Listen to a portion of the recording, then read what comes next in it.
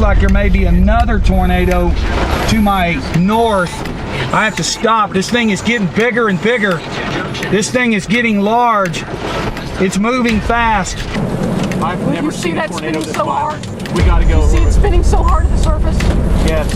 I've never seen a tornado this violent in my entire life. I haven't. I mean, obviously. This is the most violent tornado I've ever seen by far. May 20th, 2013. 3:16 in the afternoon. A massive column of dirt and debris is grinding across the southern suburbs of Oklahoma City. Here is 44, and there's the Newcastle area, and again the cell is moving probably just a little to the north of east and generally towards Moore and Bridge Creek and Newcastle. Estimated winds inside the tornado are over 200 miles per hour. By the time it reaches Moore, it is roughly a mile wide and tearing through neighborhoods block by block. Cars are airborne. Homes are being ripped off their foundations and reduced to bare slabs in seconds. This is an EF5 tornado, the highest rating on the enhanced Fujita scale, a category reserved for only the most violent tornadoes ever observed. And it is carving directly through the heart of Moore, Oklahoma, a city of 56,000 people that has been here before and knows this nightmare all too well. Moore, Oklahoma, is a city of roughly 56,000 people sitting on the southern edge of the Oklahoma City metropolitan area. By most accounts, it is a quiet suburban community. Neighborhoods of single-family homes, strip malls, schools, and churches spread across the flat red dirt landscape of central Oklahoma. Moore sits in the heart of Tornado Alley, the broad corridor of the Central Plains where warm, moist air streaming north from the Gulf of Mexico collides with cool, dry air spilling down from the Rocky Mountains and hot desert air pushing in from the southwest. That volatile collision, combined with powerful jet stream dynamics overhead, makes central Oklahoma one of the most tornado-prone regions on the planet. More significant tornadoes per square mile touch down here than virtually anywhere else on Earth. On May 3, 1999, as part of a historic outbreak, an F5 tornado with radar-measured winds near 300 miles per hour carved through Moore and southern Oklahoma City, killing 36 people and becoming one of the most infamous tornadoes in American history. Many of the neighborhoods destroyed in 1999 had only just finished rebuilding when another tornado struck the area in 2003. For the people of Moore, tornadoes are not abstract threats. They are lived experiences. And on May 20th, 2013, it would happen again. The Storm Prediction Center in Norman, Oklahoma, just 11 miles north of Moore, had been watching this setup for days. A powerful storm system was diving southeast out of the Rockies, and ahead of it, a massive pool of warm, humid air was streaming north from the Gulf of Mexico and settling over central Oklahoma. The moisture in the air was extreme, the kind of thick, heavy atmosphere that fuels the most violent thunderstorms. What concerned forecasters most was the wind. At the surface, winds were blowing from the southeast, but thousands of feet above, winds were screaming in from the southwest. When winds at different altitudes blow in different directions and at different speeds, it creates wind shear. And wind shear is what gives thunderstorms rotation. The greater the shear, the greater the tornado potential. And on this day, the shear was off the charts. On the morning of May 20th, the SPC issued a moderate risk for severe weather. A tornado watch followed at 1:10 p.m., and the message from forecasters was blunt. Strong, long-track tornadoes were likely across central Oklahoma. But there's an updated projection on that storm that's developing out near Bridge Creek. It is coming up very quickly, and it's just west of Newcastle. It's southwest of Moore. It's lifting to the east-northeast about 30 miles per hour. Let me get across central Oklahoma. This is not the time to turn your back.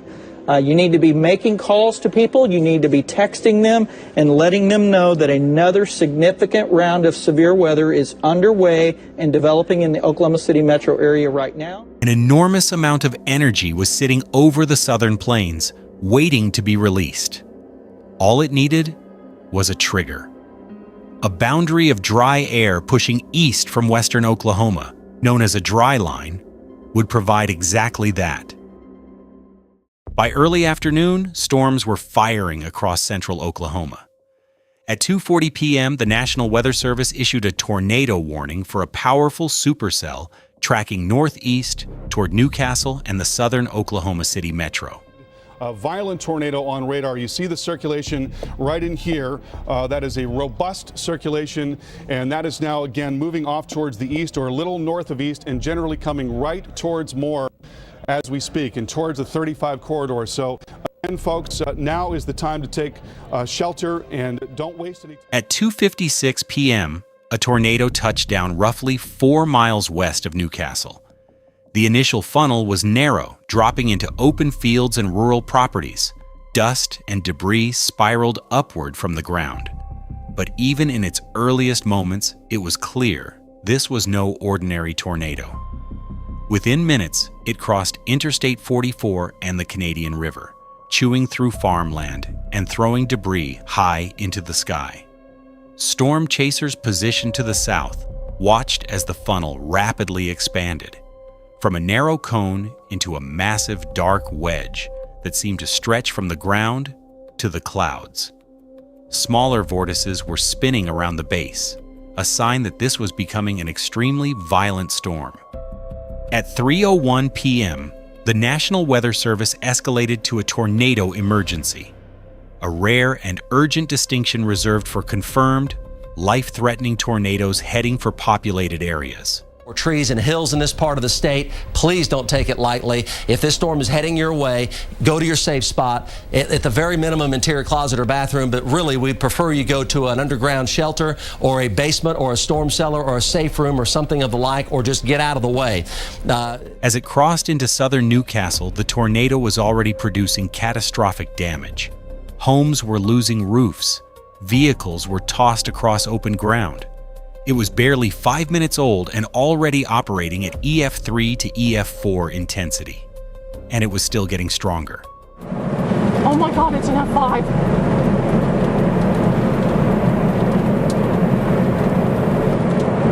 Are we okay right here? We're fine. I just need you to keep saying that. We're I know fine we are, right but I here. just need to say it. We're totally I fine. know we are. We are getting hit by debris. I've When never you see seen a that tornado spinning this so violent. hard, We got to go. you see it spinning so hard at the surface? Yes. I've never seen a tornado this violent in my entire I life. haven't. I mean, obviously, This I is the haven't. most violent tornado I've ever seen by far. Around 3:15 p.m., the tornado entered the western outskirts of Moore. It had reached peak intensity. Damage surveyors would later confirm estimated wind speeds of 210 miles per hour in this zone, the upper bound of EF5. We saw yesterday they would produce a tornado and it would come back, it would go back up. This one has gotten stronger and stronger and stronger. We have not seen any weakening at all. It just seems to be getting bigger. That really concerns me about how long this thing is going to be on the ground. It's headed into the south parts of Oklahoma. Oh, those are City. cars! Oh my gosh, those are cars! So it's hitting power lines over there, probably approaching May Avenue. Damon, this is going F5 right now. It just crossed the river. I think I've seen 2 cars get picked up off the bridge and thrown in the air. This thing is violent. People have to be underground, just like Rusty's saying. We got power lines down. The old bridge on I-44, the metal bridge, has been taken down. And that's some strong winds. People need to be in their shelter. The exact location of the tornado is going to be just to the south of 149th Street, moving due east. The tornado was approximately 1.1 miles wide as it crossed through Moore, over a mile of near total destruction, moving east-northeast at 20 to 25 miles per hour. Residents in the direct path had roughly 16 minutes of warning, above the national average, but for many, it was not enough. The vast majority of homes in Moore did not have underground shelters or basements. The region's high water table and clay-heavy soil make below-ground construction expensive and impractical. For thousands of residents, the best available shelter was an interior closet or bathroom. The tornado plowed through the West Moore and Briarwood neighborhoods, leveling houses row by row. It struck 2 elementary schools, Briarwood and Plaza Towers, during after-school hours when children were still on campus.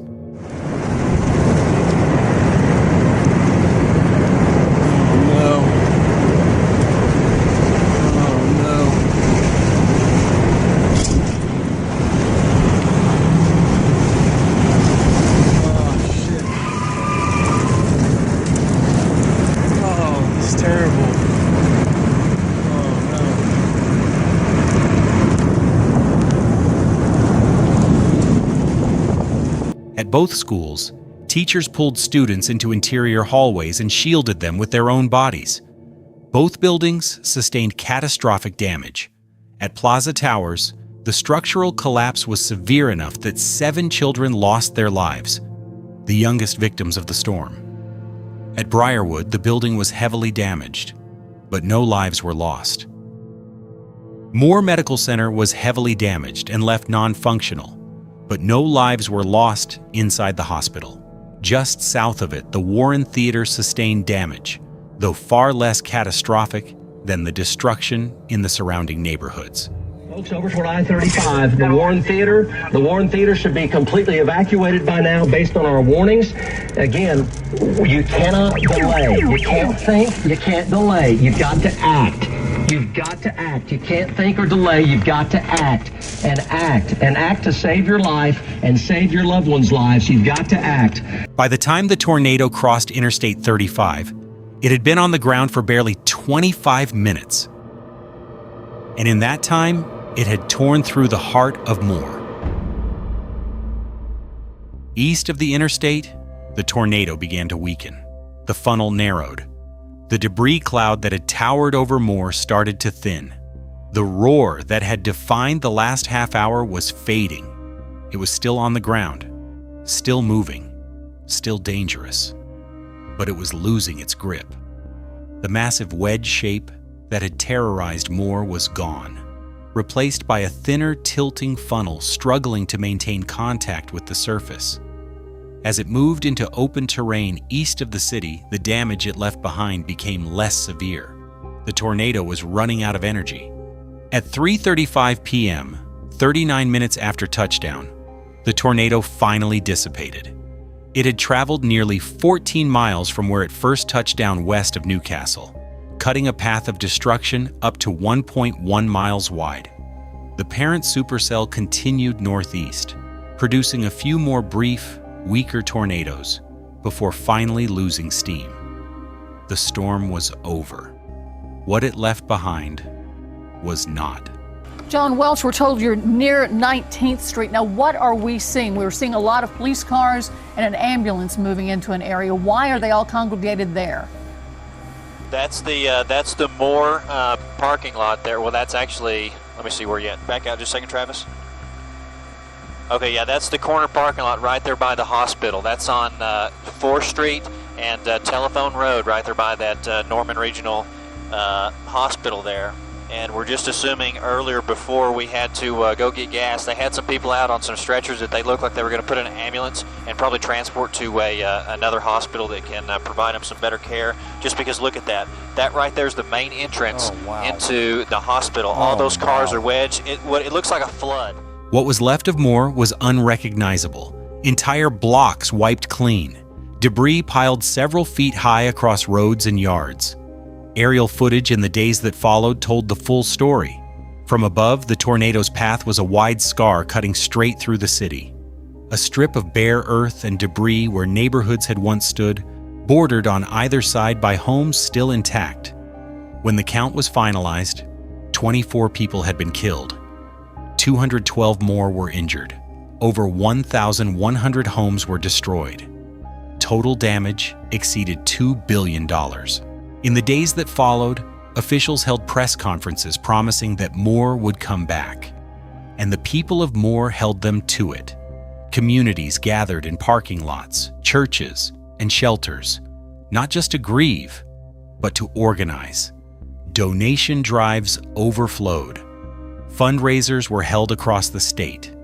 Strangers showed up with trucks and tools, ready to work. Block by block, Moore came back to life. The Moore tornado was rated EF5. peak winds of 210 miles per hour, nearly 14 miles long, about 1.1 miles wide. The deadliest tornado in the United States since Joplin in 2011, and the third time in 15 years that a violent tornado had hit Moore. But Moore did not break. The people came together, rebuilt their homes, reopened their schools, and chose to stay. That is what Moore does. That is what Moore has always done. They carry it with them every spring. When the skies darken and the sirens sound, they remember what happened on May 20th, 2013. But they also remember what happened after. A city that refused to give up.